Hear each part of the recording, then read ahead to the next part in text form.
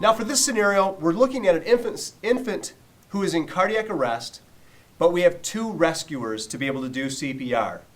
The setup is the same. We're going to check for scene safety, make sure our personal protective equipment is on, and ideally both rescuers will have a shield or a mask with a one-way valve, because we're going to be switching off and on between giving rescue breaths and doing chest compressions.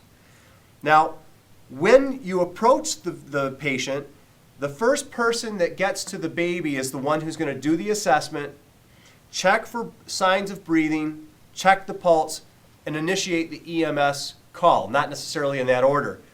The second rescuer activates the emergency medical response system and then returns as soon as possible, or stays right on scene if they've got a mobile communication device. As soon as they're done activating emergency medical services, we can go right into two rescuer CPR.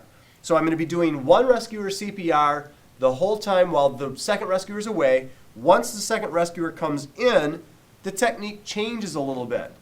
If the second rescuer is able to do thumb CPR, they're going to go ahead and reach their hands around the thoracic part of the body of the patient, while the thumbs are on the center of the sternum, between the nipples.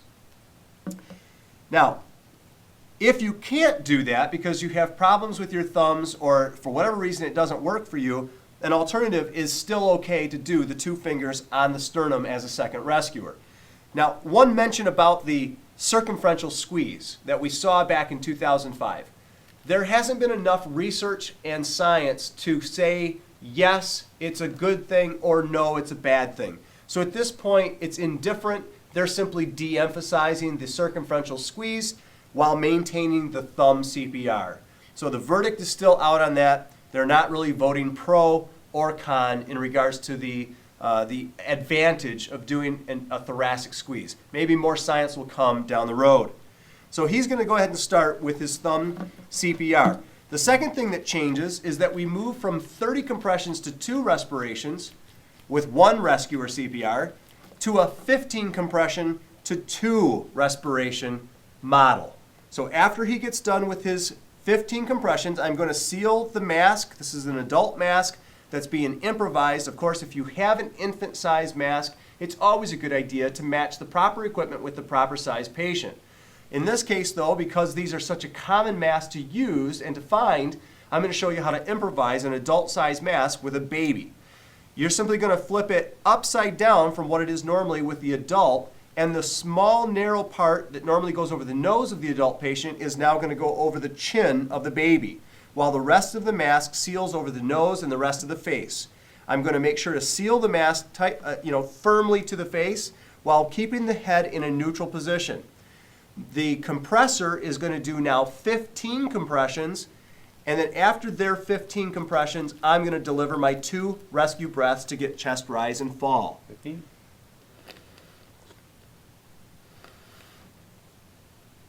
2, 3, 4, 5, 6, 7, 8, 9, 11. Up to 15, then followed by 2 rescue breaths. If his hands get fatigued, start to go numb, whatever happens, happens, and he needs to switch, he's just going to simply say, Switch. yeah, we're just going to switch. There's none of this fancy choreography anymore. It's just practical. Let's switch.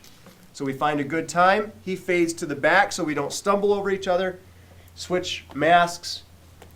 And then I get in position. If he finished his 15 compressions, he can go with another 2 breaths. Otherwise, I'm going to go right back in with 15 compressions.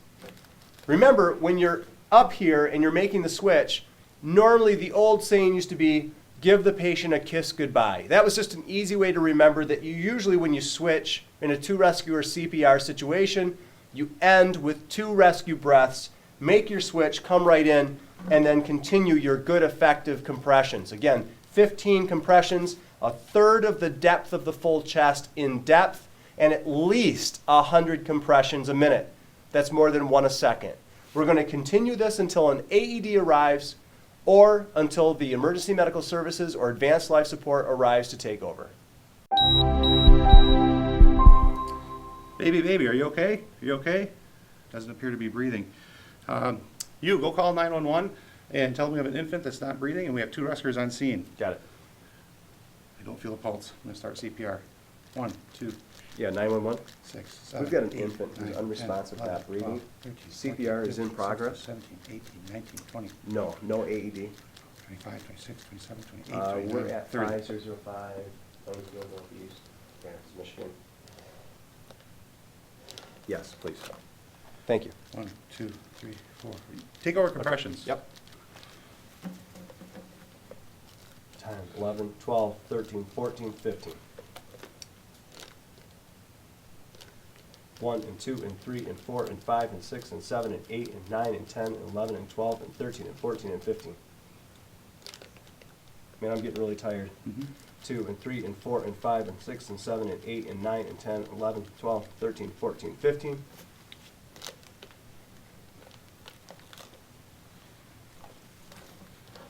1 and 2 and 3 and 4 and 5 and 6 and 7 and 8, 9, 10, 11 and 12 and 13 and 14 and 15.